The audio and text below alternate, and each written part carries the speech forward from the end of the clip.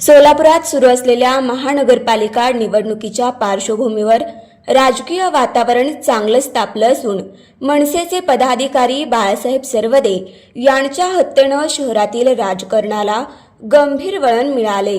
या प्रसंगी भाजपच्या माजी नगरसेविका व प्रभाग क्रमांक 2च्या उमेदवारांसह तब्बल 12 जणांविरोधात गुन्हे दाखल करण्यात आले। संबंधित परिसरात कडेकोट बंदोबस्त तैनात करण्यात आलाय।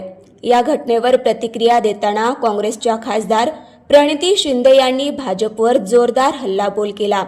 सोलापुरात थेट खून होतो ही अतिशय गंभीर बाब आहे। भाजपकडे उमेदवार नसल्यामुळे बिनविरोधी निवडणुकीसाठी दबाव तंत्राचा अवलंब केला जात आहे।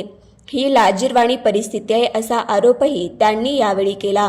भाजपचा सर्वच प्रभागात बिनविरोध निवडणुका व्हाव्या यासाठी उमेदवारांना धमक्या दिल्या जात असल्याचा आरोपही प्रणिती शिंदे यांनी केला। बंडखोर उमेदवारांवरही दबाव टाकला जात आहे। पालकमंत्र्यांनी त्यांच्या पदाची किमान प्रतिष्ठा तरी राखली पाहिजे। एवढ्या खालच्या पातळीवर निवडणुका लढवल्या जात असतील तर लोकशाही कुठे टिकणार? प्रणिती शिंदे यांनी निवडणूक प्रशासनावरही तीव्र टीका केली। सोलापुरातील निवडणूक अधिकारी अद्याप अंतिम उमेदवार यादी जाहीर करत नाही। दिलेल्या आकडेवारीत तफावत आढळते।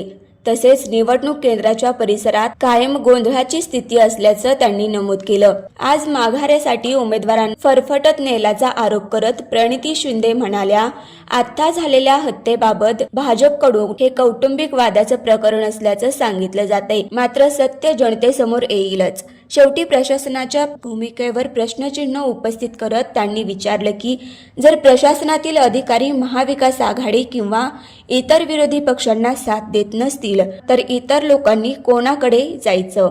या आरोपामुळे सोलापूरच्या राजकीय वातावरणात खळबळ उडाली असून आगामी निवडणुकीत हा मुद्दा केंद्रस्थानी राहण्याची शक्यता आहे।